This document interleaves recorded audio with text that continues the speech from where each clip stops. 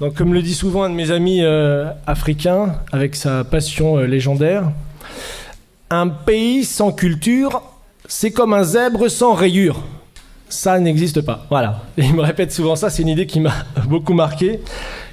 Où qu'ait été l'être humain depuis les premiers hommes qui polissaient les bifaces pour en faire des objets d'art, que Jacques Cheminade d'ailleurs a montré à David Pujadas et Léa Salamé lors du débat sur France 2, et lors duquel ils sont restés comme une poule devant un morceau de craie, comme on dit, comprenant pas trop l'idée que M. Cheminade a amenée, que l'homme a toujours commencé par la créativité et pas par la guerre.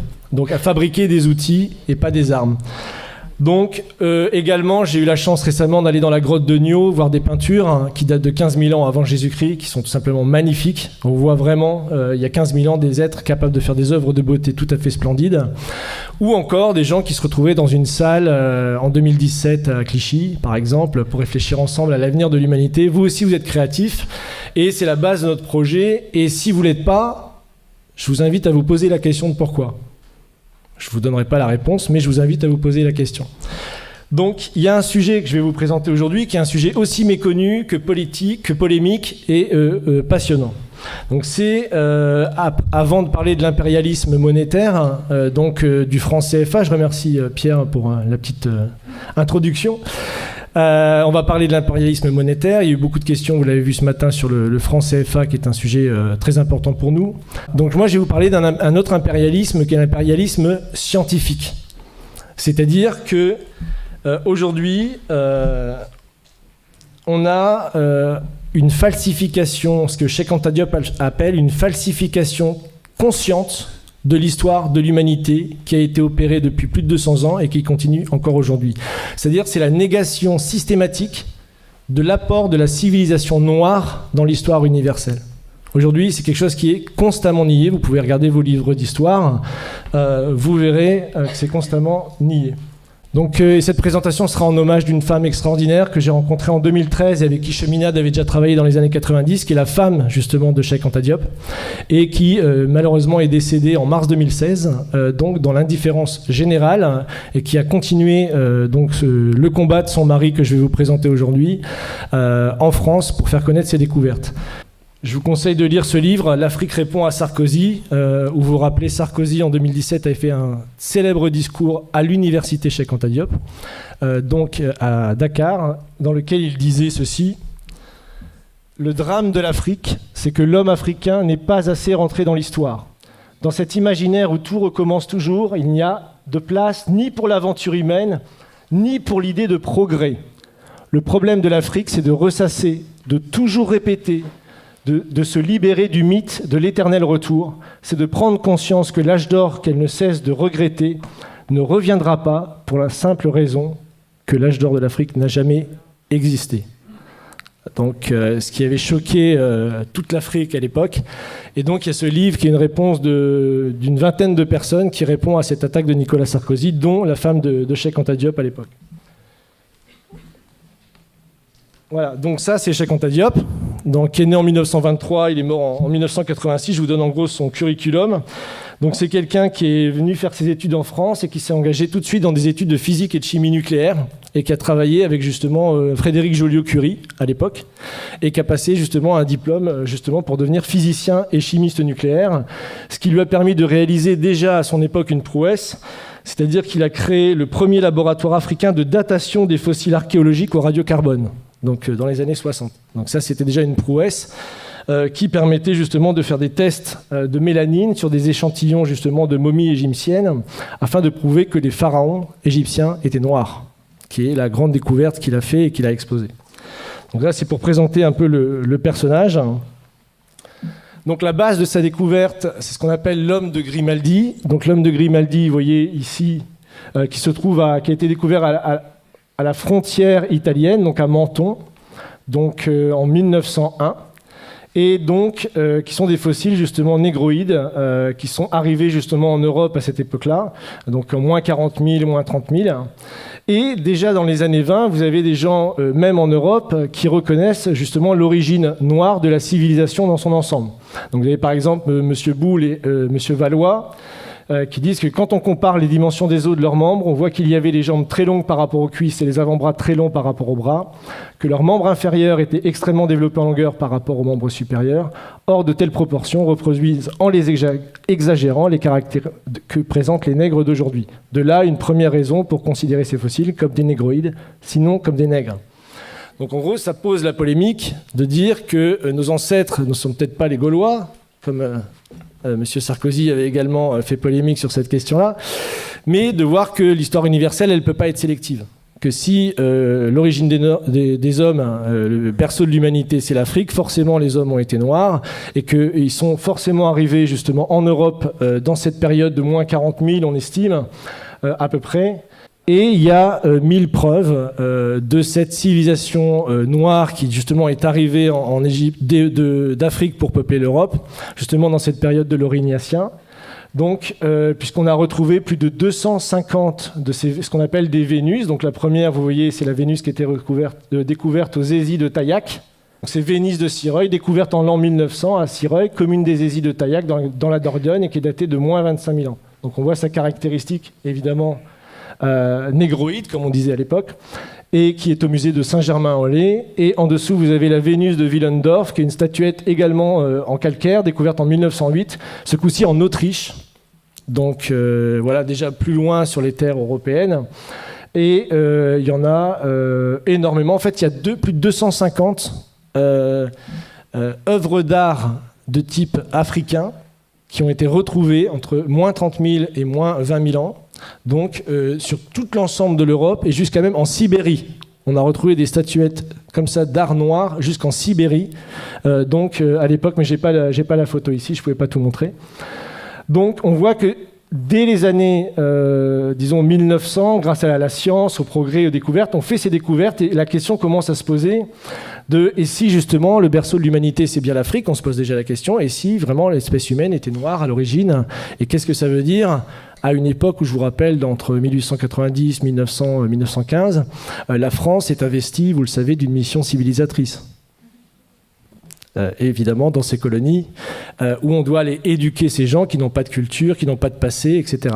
Donc c'est un sujet qui fait extrêmement polémique, qui met énormément les scientifiques dans une bataille très importante. Et là, vous avez justement ce qui provoque la polémique, ça c'est à l'époque de Cheikh Anta Diop. Donc c'est justement l'arrivée des premiers Homo sapiens donc, en Afrique, dans la vallée de l'Omo, donc il y a 150 000 ans. Et l'invasion, enfin invasion c'est un mot que je n'aurais pas mis, de l'Europe par le négroïde grimaldien venu d'Afrique pendant 33 000 ans.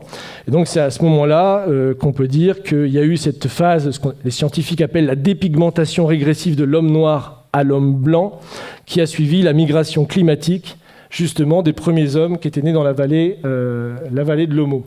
Alors il y a des découvertes qui ont été faites récemment, il faut le savoir. On vient de découvrir un homme au Maroc. Donc, non, j'ai pas la photo. Donc, au Maroc, on a découvert un homme, un Homo sapiens sapiens, qui date de 315 000 ans. Donc, ça retarde de 100 000 ans l'apparition de l'espèce humaine. Et là, c'est pas dans la vallée de l'Omo, c'est dans la vallée du Maroc. Donc, jusqu'à cette découverte, justement, les plus anciens restes connus de l'homme étaient justement Homo et Homo II, deux crânes mis à jour en Éthiopie et datés de 195 000 ans. Les crânes ressemblent morphologiquement à une découverte située en Afrique du Sud, ce qui indique une existence transafricaine de l'Homo sapiens 120 000 ans avant Homo 1 et Homo 2. C'est-à-dire qu'en moins 300 000, vous aviez déjà l'Homo sapiens qui se baladait partout en Afrique, de l'Afrique du Sud au Maroc, etc., qui était un peuple noir, donc négroïde, comme on dit, et qui était le premier de l'espèce humaine. Donc ça, c'est quand même une découverte récente qui a été faite, qui est très importante. Et comme la science... évidemment, à ses découvreurs, elle a aussi ses falsificateurs, et ça c'est quelque chose de très comique, puisqu'à l'époque, quand on fait toutes ces découvertes, ça bouleverse complètement les connaissances, et donc vous avez un très célèbre scientifique anglais qui s'appelle Charles Dawson, qui lui va tout simplement créer un homme européen né en Europe et qui est évidemment tout à fait différent de l'homme africain, parce qu'évidemment il est impensable pour l'Empire britannique de l'époque d'avoir, si vous voulez, l'origine noire de l'espèce humaine, c'est quand même pas concevable. Donc il va créer ce masque qui est très connu, c'est l'homme de Piltdown, où il a mis tout simplement une mâchoire de chimpanzé et un crâne d'être humain. Donc tout simplement, il a fait le montage, il a mis dans une vitrine, il a dit regardez, on a trouvé le premier homme qui est né en Europe. Et donc ça prouve que nous, les civilisations avancées, ne sommes pas descendants des civilisations barbares, noires, etc. Donc ça a fait quand même savoir que ça a été enseigné, cette fraude scientifique a été enseignée entre 1912 et 1954 dans tous les livres d'histoire européens. On appelait le polycentrisme. Donc on avait prouvé que évidemment il y avait plusieurs origines de l'espèce humaine et que l'origine de l'espèce humaine noire n'était pas la même que l'origine de l'espèce humaine blanche. Donc voilà, et c'est en 1954 que la supercherie sera révélée par un autre savant anglais, il faut l'avouer, qui a été plus honnête que les autres, et donc qui a révélé la supercherie, mais qui a quand même marché entre 1912 et 1954. Période dont vous le savez où l'eugénisme, le racialisme, etc. a vraiment battu son plein et était à l'origine de toute la culture nationaliste socialiste, c'est-à-dire la sélection des races. Il y a eu un peu plus tôt, il y avait Gobineau qui avait écrit de l'inégalité des races également pour prouver que les êtres humains noirs étaient inférieurs aux êtres humains blancs. Et donc vous aviez vraiment un combat philosophique et scientifique qui était vraiment sans précédent, et je peux vous dire qu'il continue jusqu'à aujourd'hui, puisque ça c'est BFM TV en mai 2017. Donc ils ont relancé la polémique, c'est 2 chercheurs américains.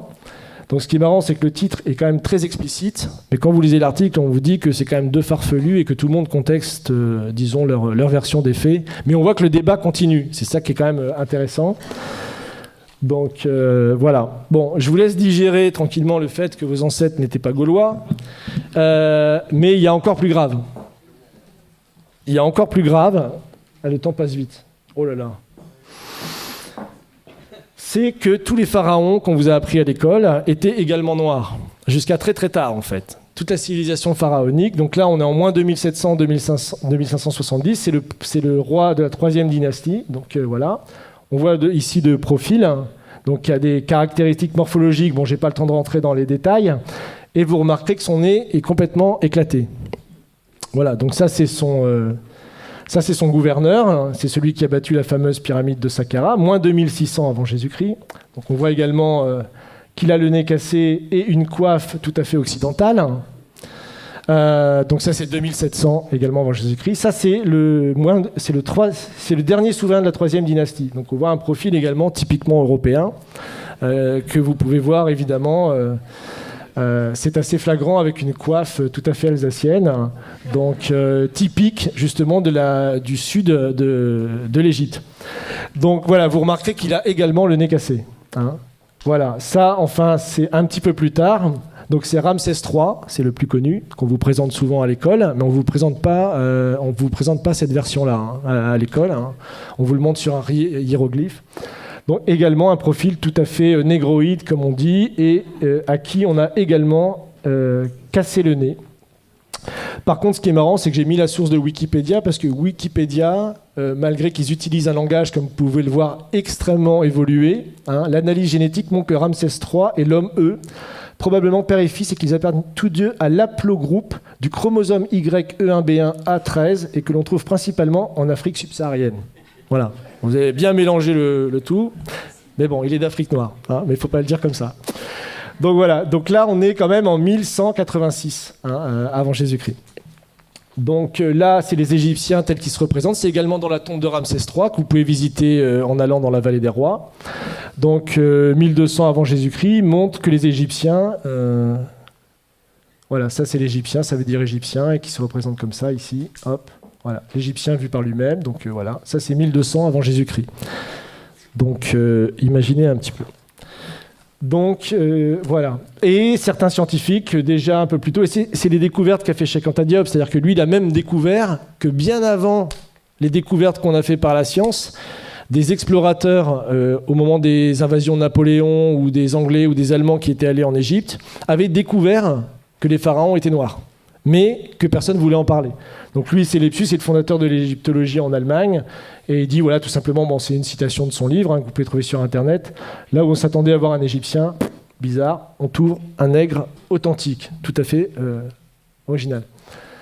Donc ça, bon, j'ai pas le temps, c'est une icône byzantine du XIe siècle qui montre le roi Salomon allant visiter le pharaon noir, qui est très caractéristique. Et dans le Cantique des Cantiques, pour ceux qui connaissent la Bible, vous connaissez ce passage, je suis noir et pourtant belle, fille de Jérusalem, comme les temples de Kédar, les pavillons de Salomon. Voilà, pour ceux qui... Voilà. Donc voilà, encore une fois, là, il y en a plein en fait. Hein. Bon, non seulement l'homme avant d'être blanc était noir, non seulement les pharaons également étaient noirs, et on bâtit également était le berceau des sciences et des arts. Et ça, c'est la vraie négation, je pense, la plus consciente qui a été faite jusqu'à présent et qui perdure dans nos écoles aujourd'hui, même jusqu'en Europe. Donc, puisque vous avez là également dans une des tombes 2000 ans avant la balance d'Archimède, hein, le système de balance avec des curseurs hein, afin de déplacer le centre d'inertie. Donc vous avez là tout simplement le point de levier et ici ce qu'on appelle le principe d'Archimède qui disait pour soulever la terre, donnez-moi un point d'appui, qu'il a rédigé dans un traité, évidemment 2000 ans plus tard, enfin 1500 ans plus tard, et en disant que c'était sa découverte et que c'était lui qui avait découvert toutes ces sciences géométriques. Donc, encore plus intéressant, le papyrus de Moscou. Donc ça, il se trouve à Moscou, justement, aujourd'hui. Il est au musée Pouchkine de Moscou. Et en fait, c'est les papyrus qui prouvent toutes les découvertes géométriques qui ont été faites par l'Égypte noire pharaonique, justement, entre moins 1500 et moins 3000 avant Jésus-Christ. Donc là, vous avez par exemple la pyramide tronquée, vous avez le calcul de la demi-sphère, vous avez Pythagore, vous avez le calcul des ellipses, vous avez ça aussi, là c'est l'autre papyrus de Rhind. Donc vous avez ici donc, le théorème de Thalès, donc, ça vous trouvez aussi dans des tombes, dans le papyrus. Donc ici, et Thalès lui-même a avoué qu'il avait fait sa découverte en Égypte, hein. Qu'il avait lui-même fait sa découverte en Égypte. Mais il n'a pas dit que c'était les prêtres égyptiens qui lui avaient enseigné justement cette chose-là. Donc ils se sont tout accaparés. Donc là, ils ont même été jusqu'à calculer des coniques. On retrouve des études de coniques, bon ça c'est pour les matheux, qui sont soi-disant attribuées beaucoup plus tard, plus de 3000 ans plus tard. Le calcul de l'ellipse, de la demi-sphère, toutes ces choses-là ont été découvertes déjà avant moins 2000 par les Égyptiens à l'époque. Donc, encore plus fou, c'est que les pyramides ont été faites, elles, encore plus tôt. Donc c'est 2600 pour la pyramide, je crois que j'ai les dates ici. J'ai encore un peu de temps ? Oui. Donc ça c'est la pyramide de Khéops qui a été faite en 2500 avant Jésus-Christ. Donc qui nécessite des niveaux de science extrêmement aboutis, puisque la base de la pyramide est horizontale à 20 mm près. Vous imaginez déjà les calculs qu'il fallait faire. Et pour obtenir un carré parfait de la pyramide, c'est seulement 0,05% d'erreurs qui ont été faites. Aujourd'hui encore, moi j'ai lu des thèses qui datent de 1970, qui vous prouvent qu'il est impossible que les Égyptiens aient construit les pyramides. Il y a des thèses qui sont écrites là-dessus jusque dans les années 70. J'ai même une citation là, qui est sur un site de vulgarisation scientifique. Ils ont des dizaines de milliers d'abonnés. C'est vraiment une chaîne YouTube et tout ça qui est très bien. Et vous pouvez dire que, sachant que les mathématiques, la géométrie et autres sciences nécessaires à de tels résultats n'existaient pas dans l'Égypte ancienne, en tout cas pas sous une forme élaborée, Pythagore, évidemment, ne naîtra que 1000 ans plus tard, comment les Égyptiens sont-ils parvenus à un tel degré de perfection ? Pas de révélation évidemment dans ce site, mais rassurez-vous, les égyptologues continuent de chercher. Donc ça, c'est publié en 2015. Vous imaginez. Donc ça, c'est pour vous montrer les dates justement des grands découvreurs qu'on apprend à l'école. Donc le théorème de Pythagore, Thalès, le théorème de Thalès, évidemment, puis d'autres scientifiques ont travaillé sur les coniques ou Archimède. Donc voilà. Enfin, pour finir, ça c'est une image peinte du Sphinx à l'époque de Napoléon par quelqu'un qui s'appelle Vivant Denon, et donc qui est assez caractéristique, comme vous pouvez le voir, de la race négroïde des Égyptiens. Donc ça, c'était publié à l'époque, et lui-même disait, je vous cite, « Je n'eus que le temps d'observer le Sphinx, qui mérite d'être dessiné avec le soin le plus scrupuleux, et qui ne l'a jamais été de cette manière. Quoique ses proportions soient colossales, les contours qui en sont conservés sont aussi souples que purs. L'expression de la tête est douce, gracieuse et tranquille. Le caractère en est africain, mais la bouche dont les lèvres sont épaisses a une mollesse dans le mouvement et une finesse d'exécution vraiment admirable. C'est de la chair et de la vie. Quant au caractère de leur figure humaine, n'empruntant rien des autres nations, ils ont copié leur propre nature, qui était plus gracieuse que belle. En tout, le caractère africain, dont le nègre à la charge est peut-être le principe. Donc ça, le Sphinx, je vous rappelle, c'est en même temps que les pyramides, c'est 2600 avant Jésus-Christ. C'est d'ailleurs jusque la basilique Saint-Pierre de Rome, je crois que c'est plus grand que la basilique Saint-Pierre de Rome encore aujourd'hui, et c'est encore aujourd'hui la plus grande sculpture réalisée sur un seul bloc, 2600 ans avant Jésus-Christ. Donc c'est encore une prouesse scientifique qu'on ne sait pas expliquer aujourd'hui. Donc voilà, et pour finir, puisque le temps presse, ça c'est un proche également de Napoléon, donc qui a été avec lui dans les voyages en Égypte, et qui fait cette citation sur laquelle je terminerai pour vous laisser réfléchir à tout ce que je viens de vous dire. Donc il parle justement des Égyptiens. Tous ont le visage bouffi, l'œil gonflé, le nez écrasé, la lèvre grosse. En un mot, un vrai visage de mulâtre. J'étais tenté de l'attribuer au climat lorsqu'ayant été visiter le Sphinx, son aspect me donna le mot de l'énigme. En voyant cette tête caractéristique du nègre dans tous ses traits, je me rappelais ce passage remarquable d'Hérodote où il dit « Pour moi, j'estime que les Colches sont une colonie des Égyptiens parce que, comme eux, ils ont la peau noire et les cheveux crépus. » C'est-à-dire que les anciens Égyptiens étaient de vrais nègres. Mais en revenant à l'Égypte, le fait qu'elle rend à l'histoire offre bien des réflexions à la philosophie. Quel sujet de méditation de voir la barbarie et l'ignorance actuelle des Coptes, issus de l'alliance du génie profond des Égyptiens et de l'esprit brillant des Grecs, de penser que cette race noire, aujourd'hui notre esclave, est l'objet de nos mépris et celle-là même à qui nous devons nos arts, nos sciences et jusqu'à l'usage de la parole. Imaginez enfin que c'est au milieu des peuples qui se disent les amis de la liberté et de l'humanité que l'on a sanctionné le plus barbare des esclavages et mis en problème si les hommes noirs ont une intelligence de l'espèce de celle des hommes blancs. Donc ça, c'est tout le débat de l'époque pour savoir si puisque c'est la période de l'esclavage, on réhabilite l'esclavage qui sera réaboli que plus tard en 1848. Donc on voit que le débat a été posé et la vraie découverte de Cheikh Anta Diop, c'est de montrer même que ces découvertes à lui étaient déjà connues à une époque, mais qu'elles ont été passées pendant plus de 200 ans, jusqu'à la période de Cheikh Anta Diop, sous silence. Personne ne connaissait ces citations. Donc voilà.